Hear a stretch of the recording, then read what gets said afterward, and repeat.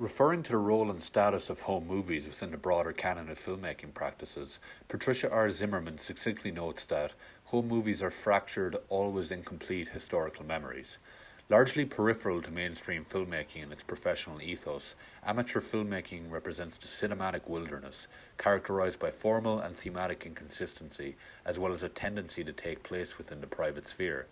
Given that home movie footage is generally viewed as both disparate and directionless, it would appear to evade the possibility of an auteurist analysis, which examines films to the extent that they may be seen as manifestations of an individual controlling sensibility, embodying the worldview of an author.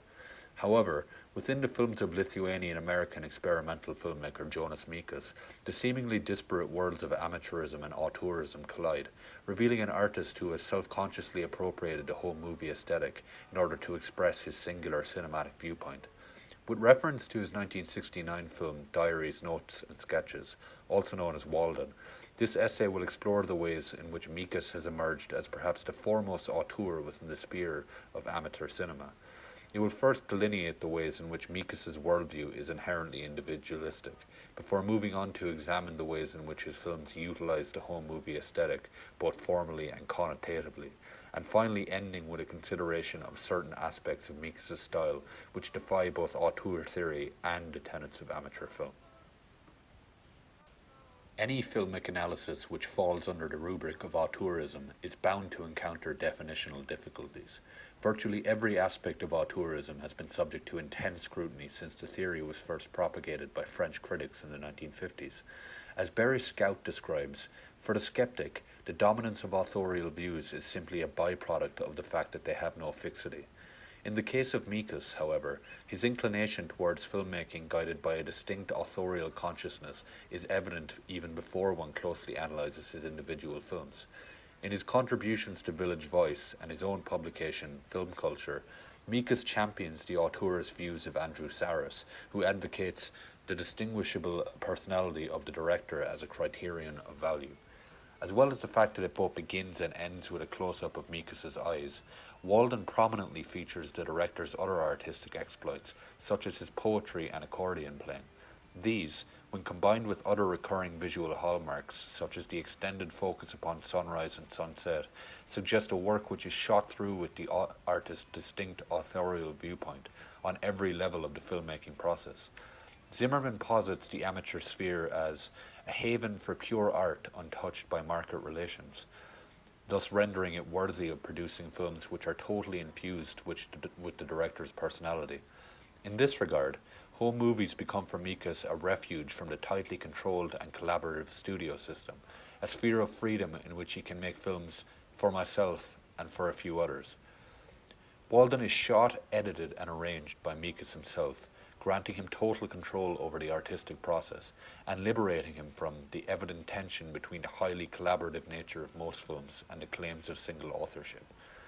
Another aspect of Mekas' work which is suited to an auteurist analysis is the sense in which each of his films are interconnected, with each individual film forming an integral part of the coherent whole which is his oeuvre.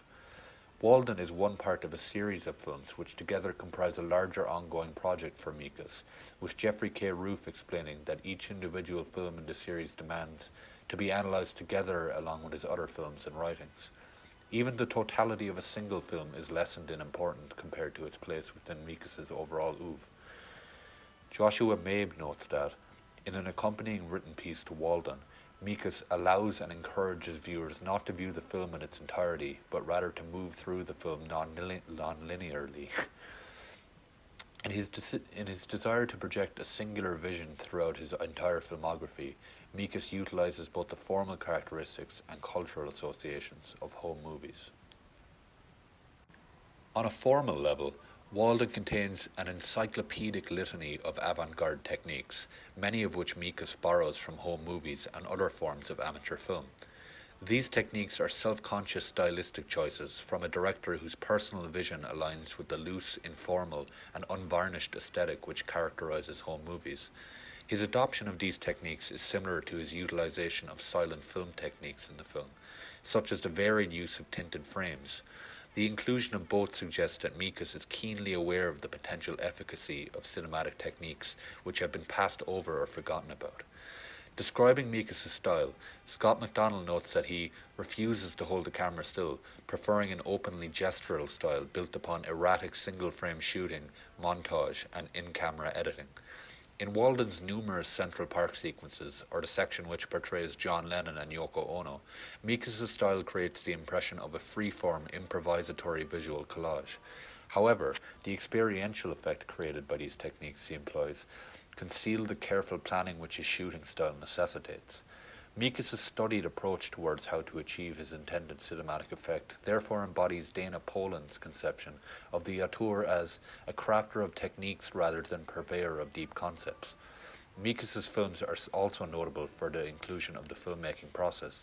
In Walden, the process of making the film becomes a result in itself.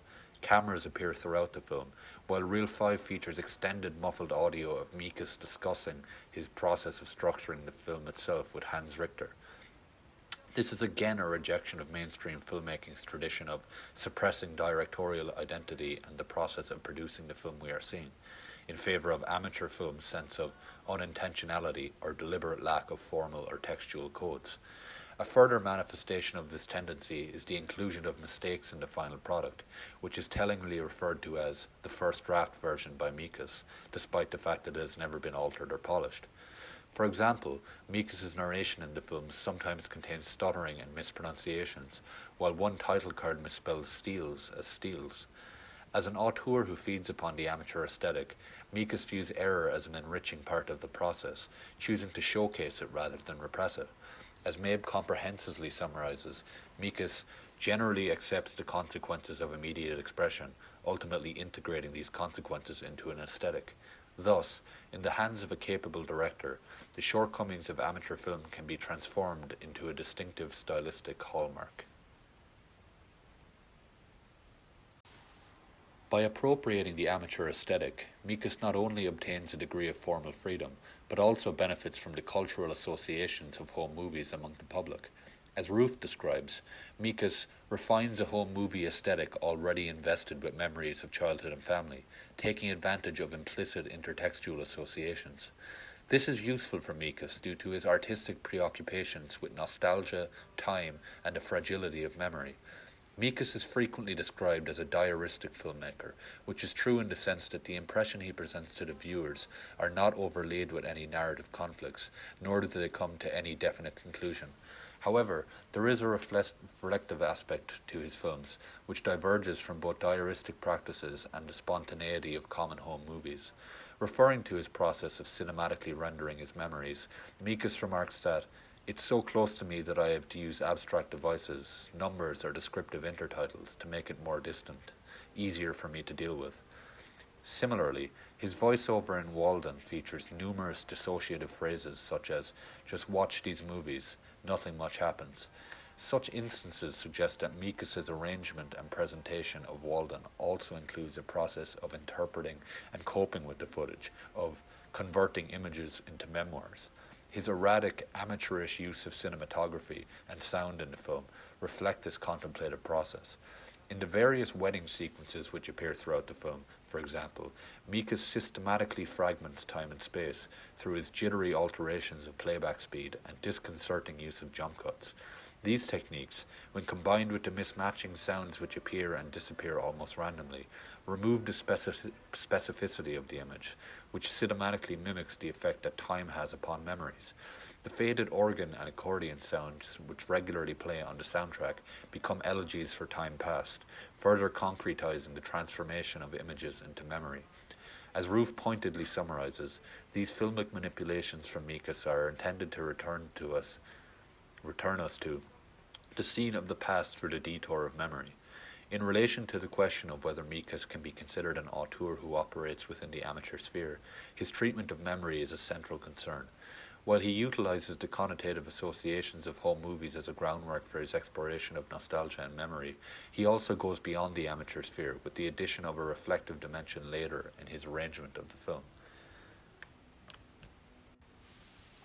As is the case with many great directors, certain aspects of Mekas' work are not easily categorizable.